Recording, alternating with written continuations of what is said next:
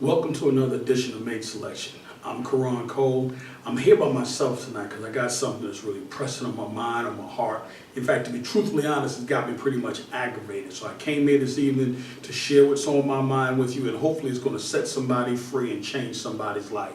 If you are a single man, I need you to listen up. If you're a single woman, I need you to listen up. If you're one of those single, saved, sanctified folks, I really need you to listen up. Because the truth of the matter is a lot of us have been victimized by some erroneous teaching. I'm here to let you in on a secret tonight. Come closer, come real close. I want you to listen to me because what I'm getting ready to say is going to change your life. Listen close. If you've been a single person and you've been waiting on God to find that right him or right her, guess what? I'm here to tell you now it's not going to happen. What do you mean it's not going to happen? Because the truth of the matter is God will not pick your mate. He will not choose your mate for you. If you go back to the Bible and you pay attention, God did not pick Adam's mate. Eve was the only suitable option that was for Adam to pursue his cause and purpose, which was to reprocreate. The Bible said that he looked at everything else and there was nothing suitable but Eve. If you look at Father Abraham was already married to Sarah before God ever started to deal with him.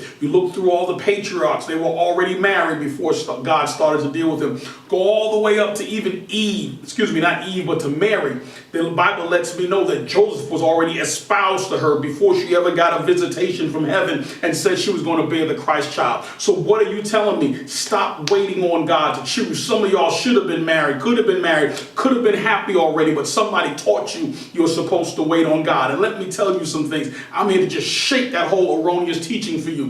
One of the things we have as believers is this thing called discernment. And one of the definitions of discernment simply means to use your senses. God gave you 5 senses.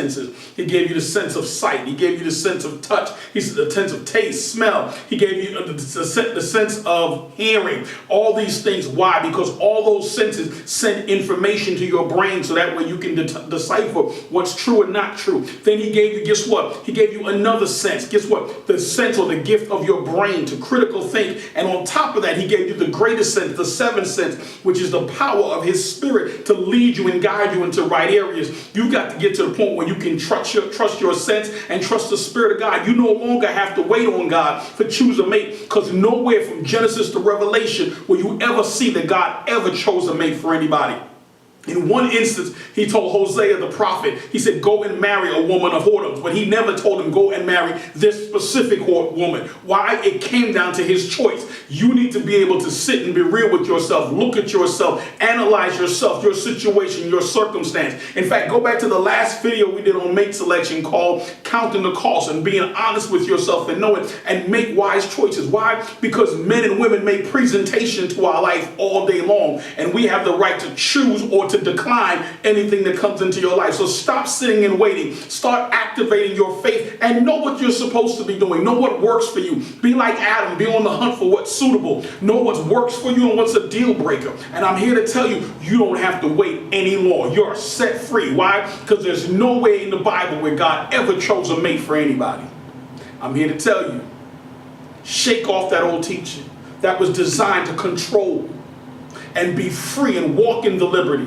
When a presentation is made, you use your senses, what you hear, what you see, your smell, learn, go back and dig in that person's background, that past, see their behavior, look at their tendencies, but make sure you make a choice that's suitable for you. But you don't have to wait. You should have been married. You should have been happy. You should have been going forward.